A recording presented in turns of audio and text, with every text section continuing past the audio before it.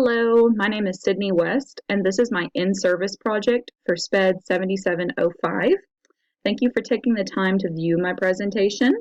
I'm going to be narrating this as if I was presenting it to a group of educators, so please note that the time it takes me to actually present this is significantly less than the amount of time it would take me to present in front of a group of educators. If I were to actually be presenting this, I would provide time for discussion and questions. But for the sake of this project, I'm going to be skipping all of that. So let's just get started. This training is titled The Arts for CLD Learners. In this presentation, we will discuss the relationship between CLD learners, special education, and the arts. We will also discuss ways in which the arts can be implemented in the classroom to encourage collaboration and exploration of new cultures. So let's just jump right into it. So here is our agenda for today. We will be beginning with introductions, followed by the objectives of this training, the relationship between CLD learners and special education, what the arts are, what the connection is between the three, and examples of how we can incorporate them into the classroom. We'll also have a group activity for you to test out these skills, and at the end, we'll have time for any questions, comments, or concerns you may have. Your final task will be completing a quick evaluation of what you've learned and your opinions of this training. So let's start with introductions. My name is Sydney West, and I'm a fourth grade interrelated teacher. This is my first official year working in the school system. However, I have 2 years of prior experience, substitute teaching and supply teaching. Special education means a lot to me for many, many reasons. My mother works as an SLP. This is her 17th year.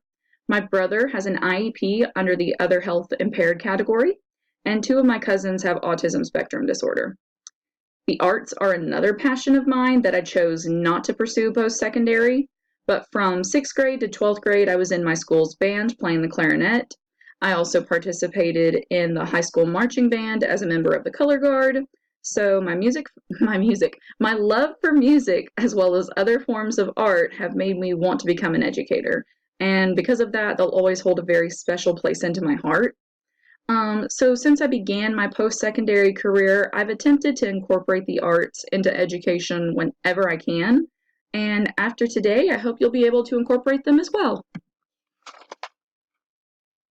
So we have 2 main objectives for this training. The first objective focuses on what I'll be doing. I will be providing you all with information regarding CLD education, the arts, and ways in which they can encourage collaboration and exploration of new cultures in the classroom. The second objective focuses on what you should be able to do upon completion of the training. My hope is that after today, you'll be able to integrate 1 or more of the arts into your classroom as a way of exposing your students to new cultures and just new ways of learning. So let's begin by breaking down a few key terms. So during this presentation, I'm sure you've already heard me referring to CLD education and CLD learners. CLD stands for culturally and linguistically diverse. This is a collective term used for students who have diverse developmental, cultural, linguistic, and educational needs. Now, CLD does not necessarily mean that the students have to speak another language or that they come from another country, but these can be factors in CLD education. CLD learners can simply be students who have different developmental or cultural backgrounds, such as growing up in an impoverished home. And though it may not be apparent at first, there is a very strong relationship between CLD learners and special education services. Take a few moments to digest this information and discuss the possible connection between the two with your group members. All right, so let's bring it back. Students from minorities are at a much higher risk for being placed in special education, and they have a lower chance of being placed in gifted programs due to different stereotypes that surround minorities. Rather than focusing on the information that can truly impact a student's ability to perform in school, such as the location of their birth, the presence of a disability, or the primary language spoken at home, many educators focus on factors that they assume have an impact on the student's abilities. So as you can see, CLD education and special education go hand in hand. But where exactly do the arts come into play? To begin, we must define the arts. So we're going to start with the fine arts. When you hear the fine arts, what do you think of? Anybody? All right. Merriam-Webster defines fine art as art concerned primarily with the creation of beautiful objects. This includes drawing, painting, architecture, music, and poetry. Theater and dance are two other forms of art that we're going to discuss in this presentation. However, they're not technically fine arts, they're considered performing arts. But for the sake of this, it all goes hand in hand. So what exactly is the connection? Incorporating the arts in your classroom may seem like a daunting task at first, on top of everything else you have to do. But you'll find that it's easier than you think. Some teachers may struggle and say, I don't know how to be creative. But being creative isn't something that you know, it's just something that you do. There's no right or wrong way to be creative. Many of these incorporations will allow your students to be creative in subjects that they usually wouldn't be, such as science or social studies. Another benefit of including the arts in the classroom is that students are more likely to retain the information being taught to them. And who doesn't want their students remembering what we're actually teaching them? Allowing students, especially CLD learners and students with disabilities, the opportunity to be creative can open a whole new world of expression and collaboration. Oftentimes, there's a divide between CLD learners, students with disabilities, and their typical peers. Language barriers, home lives, academic struggles can all make collaboration and exploration of new cultures difficult. But what happens when that divide is removed? And what if students were all on equal playing fields? Take a few moments to discuss this information with your group members. All right, so now we're going to talk about different ways of incorporating the arts into your classroom. As we discuss each form of art, I want you to write down different ways that you think it could be incorporated into your classroom. Remember, there's no right or wrong answer.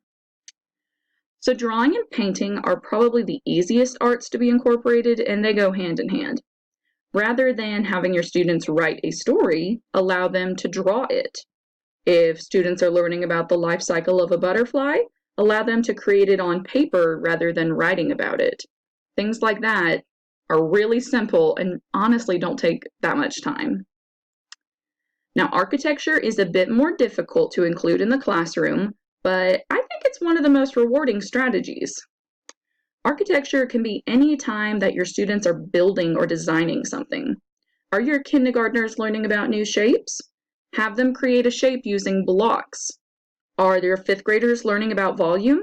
Have them take the 2D shapes and make them into 3D shapes. Architecture, people, it's easy. All right, music, which is my personal favorite form of art.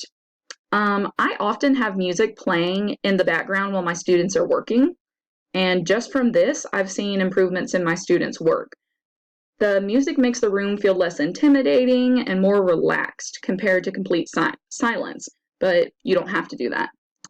Most students hate writing papers, and most teachers hate grading them. But what if the words they were writing were set to music and they were able to perform them instead? Students would still be working on their writing skills, and they would be including necessary information, all while creating a song or even a poem. Certain songs remind me of my childhood, and I think CLD learners can use this opportunity to remind them of songs that are from their culture. Younger grades may also use songs, but they can be songs that you create to just memorize concepts. Now, theater is another fun way of learning. Some students may think it is silly at first, but role-playing characters from stories or events can be extremely beneficial.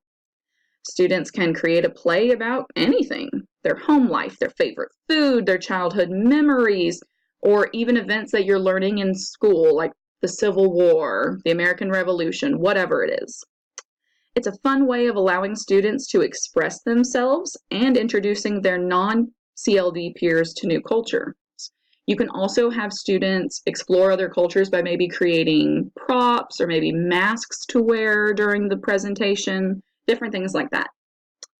And finally, we have dance, which is always a fun one. Students in my classes often have brain breaks where they get up and dance and let out all their wiggles. This doesn't have to be just a break time thing, though. Dances can be used to learn about all sorts of new cultures. Allowing students to practice dance moves from other countries and cultures is a great way of normalizing CLD education, which is what we want to happen. We want to normalize this. All right, so now it is time for our group activity. Your task is to work as a group and incorporate one of the types of arts into a lesson. I'm going to be coming around the room to pass out the lesson plans, slips of paper with your form of art on them, as well as markers and chart paper. So if you have any questions during this time, just raise your hand and I'll come around and assist you. So remember, there is no right or wrong way to be creative. When the progress bar on the board is up, that's when you know your time is up, and we will work and share these ideas with the rest of the class. All right, guys, so great job presenting your projects. That was awesome. I think we all learned a little something, and we learned that there's no right or wrong way, like we said, to be creative. There's no right or wrong way to teach a lesson that you think is going to benefit your students. Even the most seasoned veteran teacher is going to have to change things sometimes. So now I want you to just take a few moments to speak with your group members about any questions you may have. Oftentimes, your peers can offer new insight into a topic that even the most professional cannot. So if you have any questions for me, please raise your hand and I will be coming around to your group. All right, guys, and our final task, you've done so great. Let's finish out strong. Each group is going to be receiving a stack of evaluations. I'd like you to take one and to fill it out as your ticket out the door. These evaluations are going to remain 100% anonymous, so please provide us with your most honest feedback that you can. And that is the end of this training. Thank you all so much for attending and for taking the time to learn about CLD learners, special education, and the arts. Have a great day.